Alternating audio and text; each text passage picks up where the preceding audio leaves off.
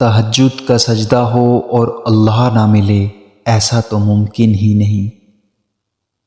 لوگ کہتے ہیں پیسہ رکھو برے وقت میں کام آئے گا، لیکن میرا یہ یقین ہے کہ خدا پر یقین رکھو برا وقت ہی نہیں آئے گا۔ عرش والے سے رابطے اور واسطے مضبوط ہوں تو فرش والے آپ کا نقصان نہیں پہنچا سکتے ہیں۔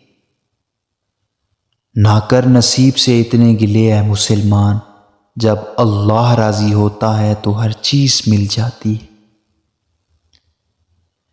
تکلیف میں صبر سے کام لو، کیونکہ سونے کو آگ سے آزمایا جاتا ہے اور مومن کو تکلیف سے آزمایا جاتا ہے۔ اللہ سے ڈرتے رہو تاکہ تم فلاح پا جاؤ۔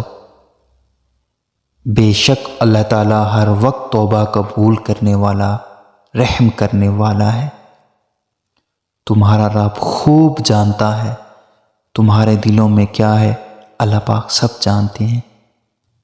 اگر تم شکر ادا کرو گے تو میں تمہیں اور زیادہ عطا کروں گا۔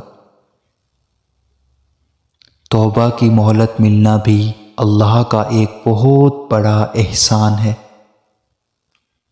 جس شخص سے اللہ ناراض ہوتا ہے اس سے سجدوں کی توفیق چھین لیتا ہے۔ نہ جانے کیسے پرکھتا ہے مجھے میرا اللہ، امتحان بھی سخت لیتا ہے اور ہارنے بھی نہیں دیتا۔ مقدر لکھنے والے کے پاس مقدر بدلنے کا بھی اختیار ہے۔ کسی گناہگار کی سب سے بڑی پکڑ یہ ہے کہ وہ بغیر توبہ کے دنیا سے چلا جائے۔ گناہ کر کے کہاں چھپاؤ گے اے انسان، یہ زمین و آسمان سب اسی کا ہے۔ صرف رب کو سنایا کرو حال دل، دنیا والے تو رسوا کر دیتے ہیں۔ جب آپ کے جسم میں یہ تبدیلی نظر آ جائے تو سمجھ جاؤ کہ کوئی آپ کو ٹوٹ کر یاد کر رہا ہے۔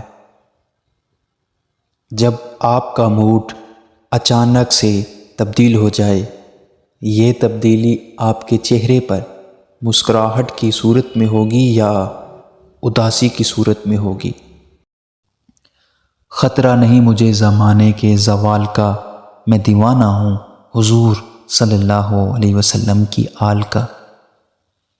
امید جب اللہ سے جڑی ہو تو ٹوٹنے کا امکان نہیں ہوتا۔ یقین کر کے تیرے کن پہ مولا بڑی حسرتیں سنبھال رکھی ہیں۔ کون کہتا ہے کہ اللہ نظر نہیں آتا، ایک وہی تو نظر آتا ہے جب کوئی نظر نہیں آتا۔